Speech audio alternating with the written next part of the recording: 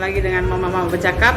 Kali ini kita nunggu Kak Glady sebentar, dia belum sampai, mungkin masih di jalan. Oke, ini kita ngobrolin apa ya sambil nunggu Kak Glady? Apa ya? Dan dia lama kali. Sorry lah gitu. Abis pembicaraan kita kali ini agak berat, jadi berat ya. Oh banyak kali. Jadi pelan jalannya ya. Riset. Oke. Kayak riset. Hai, sama saya Glady Simanjuntak. Saya Tika Rahma. Kita adalah Mama Bercakap. Oke.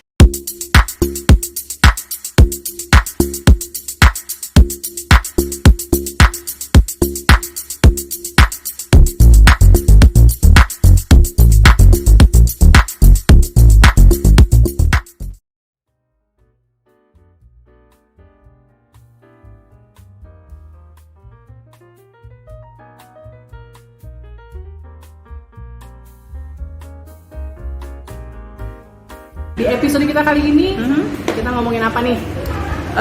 Prenup agreement. Prenup agreement. Berat coy.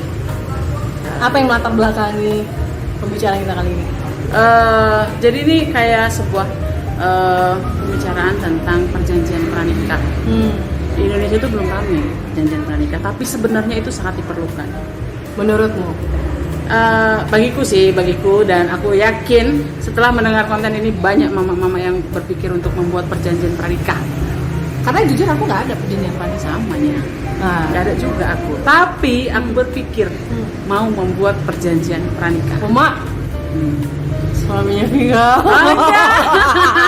Jadi maksudnya bukan karena ada something masalah di rumah tangga. Ini nothing personal ya guys. Nothing personal. Ini lebih untuk pengamanan aja. Pengamanan.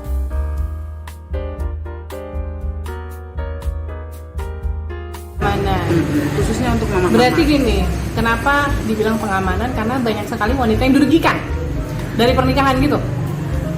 Enggak juga sih, bukan bicara dirugikan. Kadang-kadang pernikahan itu kan nggak hanya bicara untuk suami dan istri ya, tapi kadang-kadang bicara dengan keluarga kedua belah gitu. Jadi banyak tuh teman-temanku cerita tentang bagaimana kondisi rumah tangga mereka. Misalnya mereka adalah istri kedua, yang istri sebelumnya meninggal, terus dia menikah dengan suami yang kedua, dan akhirnya setelah suaminya meninggal dia malah jadi diributin gitu.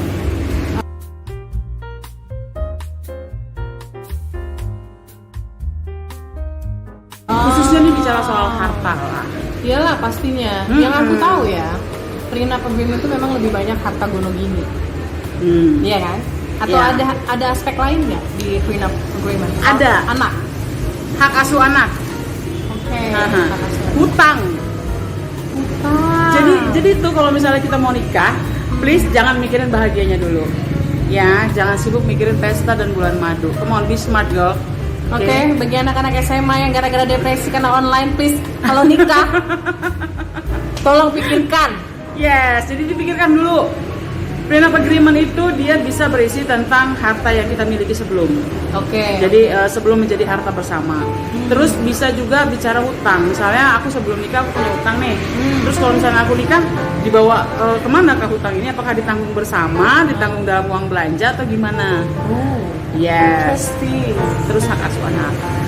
Terus siapa yang bertanggung jawab atas pendidikan, kesehatan, uang siapa yang dipakai? Banyak ya Wah. Banyak Wah. Gak siap aku pembahasan ini Wah. Cuman seru sih. Seru. Kita harus pintar. Ya, ini memang memaksa kita untuk jadi wanita yang lebih cerdas. Saudara-saudara. Yes. Gitu. Yang ini kita bukan ngomongin soal pendidikan tinggi S1, S2, STLR ya, enggak ya. Cuman at least kita punya pengetahuan dan ternyata kayak gini nih, aku punya circle seperti Vika yang punya concern mengenai hal itu. Awalnya aku nggak, halo, apalagi aku orang Batak ya. Kita berdua orang Batak dan setahu awal ya, orang Batak nggak ada itu yang namanya prenup gitu. Nggak ada. Cengkangi wah ini motornya. Iya. Jadi karena biasanya kalau ada ketimuran itu cewek itu selalu harus mengikut laki-laki. Jadi mostly sih ya memang benar. Yang paling terasa tuh ketika kita misalkan ditinggal meninggal gitu ya. Amit-amit Amit, cerai. alih-alih kalau cerai. Biasanya perempuan ditinggalkan dengan tidak memiliki apa-apa. Apalagi kalau si perempuan kurang pengetahuan, dia nggak tahu cara memperjuangkannya. Kayak mana? Yang ada malah dikibulin orang ya kan? Iya. Gitu. Tapi ada mitosnya juga yang bilang katanya kalau perjanjian pranikah ya, prenup agreement itu adalah perjanjian pranikah. Itu hal yang tabu untuk dibicarakan di Indonesia. Padahal mah enggak. Itu ada undang-undangnya loh. Oh iya? Iya, undang-undang perkawinan nomor 1 tahun 74. Ternyata ada. Kayak mana? Jadi perjanjian Jadi berubah posisi.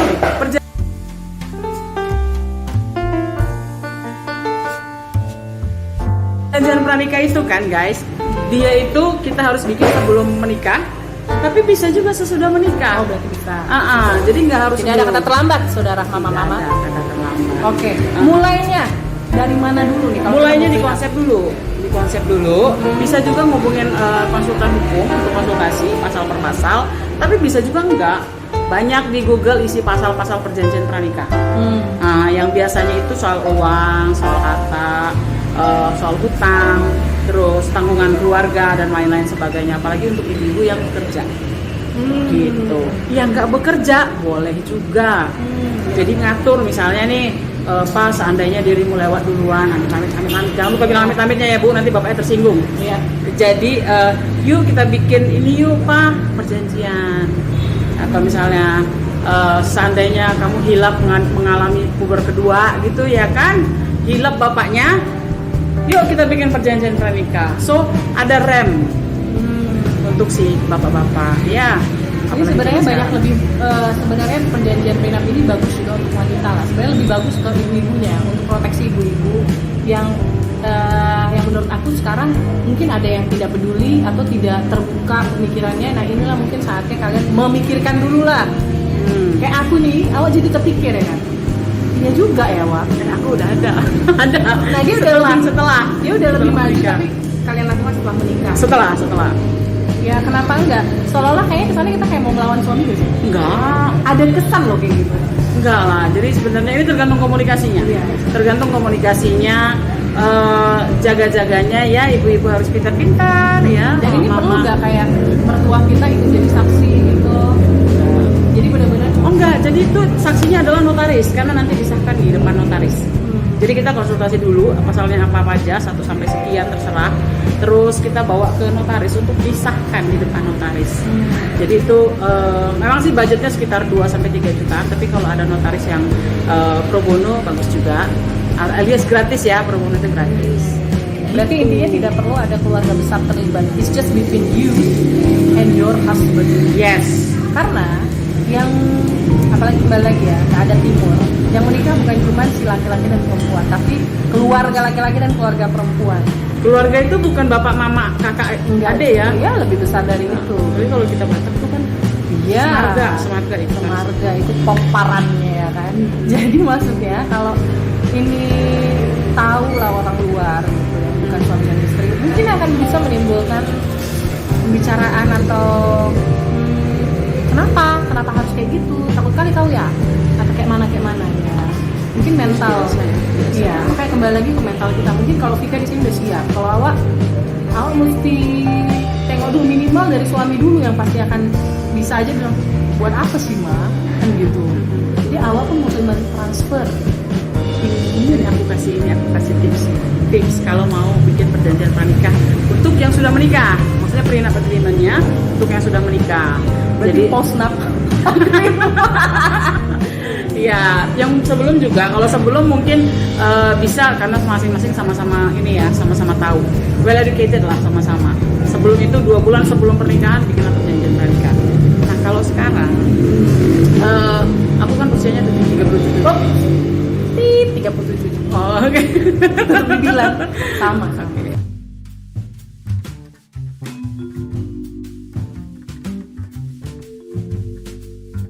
Jadi kita tuh ngomongnya gini Pak, nanti kalau kamu misalnya tiba-tiba berpas kedua yang katanya 40-an ya kita kan nggak tahu apa yang akan terjadi. Terus Pak sekarang tuh lagi zamannya pelakor gitu. Terus kalau misalnya terjadi itu gimana aku dan anak-anak? Oh gitu. Jadi ibu-ibu ngomongnya di malam hari sambil dilus-lus kepala suaminya Bu ya. Iya juga. juga tetap harus pakai trik, mak. Pakai trik, Jadi nggak bisa langsung siang-siang bolong langsung push. harus pinter-pinter. Memang mama-mama itu harus pinter-pinter. Pasti Nggak bisa lah. cuma pinter. Karena itu ada kita berdua ngasih tahu Iya. itu ya kan. Minimal dari pembicaraan ini timbul dulu lah dari sini, penting nggak gitu, penting nggak, baru nanti masuk ke sini, baru masuk ke sini. Aku kasih tahu penting. Penting. Apalagi di zaman sekarang ya, ibu-ibu sudah tahu kalau laki-laki itu gampang terprovokasi. Wanita? Ada juga. Jadi perjanjian pernikahan ini sebenarnya bisa juga melindungi para lelaki. Menyelamatkan dua belah pihak. Ada kok yang ditinggal istri. Sekarang banyak ya, yang wanitanya lebih banyak uangnya gitu kan.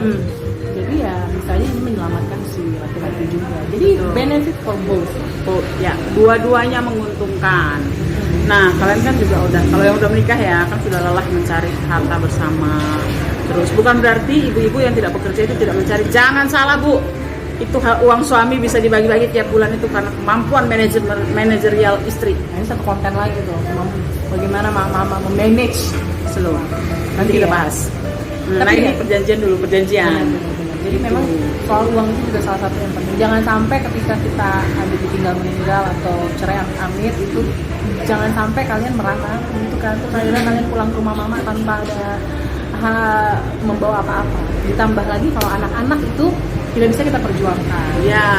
Selama kalian merasa kalian berada di jalur yang benar, prenup agreement atau postnup agreement ini sebenarnya menyelamatkan kedua belah pihak. Kedua belah pihak. Walaupun sebenarnya lebih banyak sih yang selamatkan perempuan ya. Mungkin karena ya perempuan selama ini, apalagi dia ada ketimuran yang tadi, lebih Iya, mengikuti. ngikutin suami ya, ngikutin aku sebenarnya ya. Aku tuh orang yang cukup konvensional dalam hal rumah tangga. Oke, masih tetap yang harus telepon dulu, Pak, aku boleh kesini nggak? Pak, aku mau keluar dulu, Pak, aku begini, masih tetap yang begitu. Walaupun kadang-kadang lupa, tapi kita ada aplikasi yang bisa melacak masing-masing. Nah itu tuh nggak ada masalah sama aku. Hanya saja kita bicara tentang masa depan anak-anak. Iya. Anak-anak masa depannya, khususnya pendidikannya. Jadi prenup agreement atau perjanjian pranikah atau perjanjian menikah itu bukan sebuah hal yang tabu lah. Ada undang-undangnya kok dari tahun 74, Bu. Iya kan? Aku ada pernah nanya, ini gara-gara konten kali ini aku sempat nanya juga sama temen dan juga sahabat yang ada di kota lain kan. What do you think about prenup agreement? Nah, dia adalah seorang wanita pekerja yang benar-benar work hard gitu ya, workaholic bahkan. Dia sudah punya anak satu dan laki-lakinya, suaminya juga bekerja. Dan dia bilang memang karena di Indonesia itu tidak terlalu ada yang namanya prenup, tidak terlalu populer atau kayak masih kau bilang tadi tabu. Tapi bagiku Lab, dia bilang, makanya aku bekerja bagai kuda katanya. Setidaknya kalau aku ditinggal atau kayak mana, suamiku tidak meninggalkan aku spesial atau kayak mana ya, aku masih bisa mandiri.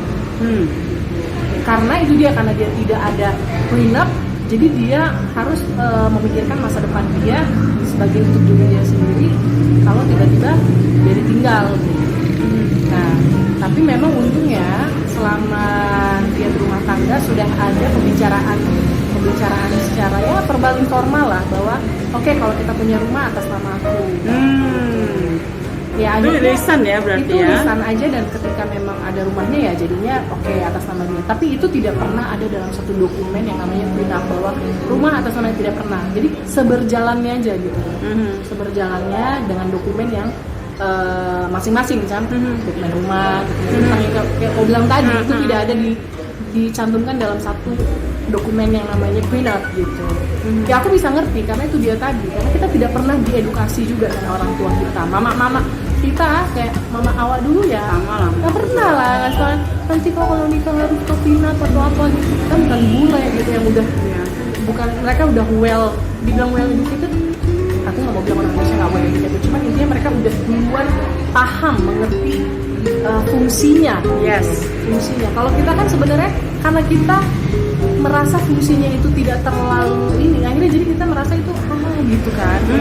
Padahal kalau udah kena kejadian baru kau tahu rasa kan gitu. Betul. Jangan sampai lagi. Jangan sampai. Ini cuma pencegahan aja. pencegahan dan pengamanan sih, khususnya untuk para mama-mama. Mama-mama. Kalau bisa memang mama yang kayak teman awak tadi itu bekerja sebagai Iya. kuda, ya oke. Itu juga suaminya bagus, masih mau beli rumah atas nama dia. Kalau enggak, Bu. Pentingnya diskusi pranikah itu untuk mama seperti aku ya, untuk wanita pekerja itu sebenarnya penting nggak penting sih. Tapi kalau aku pribadi, karena memang dari mulai lulus kuliah itu aku udah kerja gitu ya. Jadi aku sudah mencoba untuk memuaskan hidupku sendiri gitu ya, dengan berpenghasilan, bisa shopping, belanja, sosialita dengan teman-teman. Jadi ketika aku menikah pun itu terbawa juga sama pribadiku gitu ya. Makanya aku tidak pernah melepaskan dunia pekerjaan aku hingga hari ini gitu ya. Supaya apa? Sebenarnya lebih ke protect myself juga sih gitu ya. Jadi rezeki dari suami itu ya itu adalah tanggung jawab sebagai seorang laki-laki gitu ya, sebagai tulang punggung keluarga. Tapi dalam kehidupan pribadiku juga sebenarnya aku punya ruang untuk diri aku juga bisa menikmati hidup gitu. Jadi aku bisa tetap berkarir, aku bisa tetap mengurus rumah tangga, tapi aku juga mempersiapkan diri aku, membukakan diri aku juga ketika amit-amit gitu ya, seandainya pun harus berpisah dengan suami karena meninggal atau perceraian, aku sudah siap gitu. Dan itu juga sudah aku rencanakan lebih ke diriku sendiri gitu. Makanya sebenarnya ada dua ya, untuk wanita karir seperti aku mungkin penting atau tidak untuk pranikah itu tidak begitu berpengaruh gitu, karena lebih ya sudah kita jalankan saja gitu ya kehidupan pernikahan ini. Tapi mungkin kalau untuk wanita yang sudah ketergantungan dari zaman dia lahir gitu ya, pranikah itu pasti penting banget gitu. Jadi dia butuh sudah ready dengan mobil, rumah, deposito, atau tanah dan sebagainya gitu ya, hanya untuk menjamin kehidupan dia itu sejahtera gitu. Jadi ya itu balik lagi sih sama pribadi masing-masing wanita gitu. Karena gini ya, kebanyakan ketika suami mulai puber ataupun suami mulai lain-lain, atau katakanlah suami dipanggil duluan, itu si istri ini akan menanggung banyak sekali biaya rumah, listrik, air, makanan, sekolah anak dan lain-lain, apalagi asuransi. Belum lagi kalau suami nggak ninggalin hutang. Kalau ninggalin hutang mau bilang apa, Cin? 2 kali menderita. Nah itu kalau kondisinya suami meninggal ya. Kalau suaminya main-main perempuan lain, Cin, sekarang masanya pelakor berjaya. Oke. Dan kita yang bukan pelakor, kita yang mama terhormat ini, Cin, kita harus pintar-pintar, Cin. Nah, Karena mungkin sebagian besar harta suami kita udah ada yang ditransfer ke sana gitu. jadi itulah gunanya perjanjian pranikah dan perjanjian sesudah menikah. Buatlah, Mak. Ya, Mak ya. Lindungi anak-anakmu dengan perjanjian pranikah. Jangan bilang itu hal tabu, ada undang-undangnya. Hanya belum banyak yang tahu. Gitu. Jadi ini bukan untuk menghukum suami, bukan untuk matre mama-mama, enggak, bukan. Aku yakin lah mama-mama penonton kita ini udah lebih pintar mencari uang, memanage uang. Yakin lah, uang belanja nggak cukup kena, tapi entah dari mana aja datang Bisa, itu. Iya. Bisa makan ya. Iya sih. Tapi Jadi putar kayak mana itu? Iya, dan untuk diketahui ya, Berasa main trading. Bitcoin. Bahaya loh, awak juga kadang nyoba-nyoba kayak mana gitu. Karena kan secara ibu-ibu zaman sekarang kan udah well diajak dan well ya kayak gitu kan. Nanti kita bikin kontennya. Jadi maksud kita udah beda dengan ibu-ibu kita zaman dulu yang hanya benar-benar di rumah masak dan segala macam, dan tanda kutip minta dari suami gitu. Dan ketika suaminya meninggal langsung lah dia pusing. Kalaupun untung anak-anaknya udah besar dan anak-anaknya udah kerja, dari situlah dia pendapatan dia, iya kan? Dari situlah dikasih nih mak gitu. Tapi kalau misalkan anak-anaknya masih kecil, aduh 2 kali lah berpikir ya kan? Iya. Kayak malamun banyak anak, makin banyak nasi, makin banyak beras. Yes.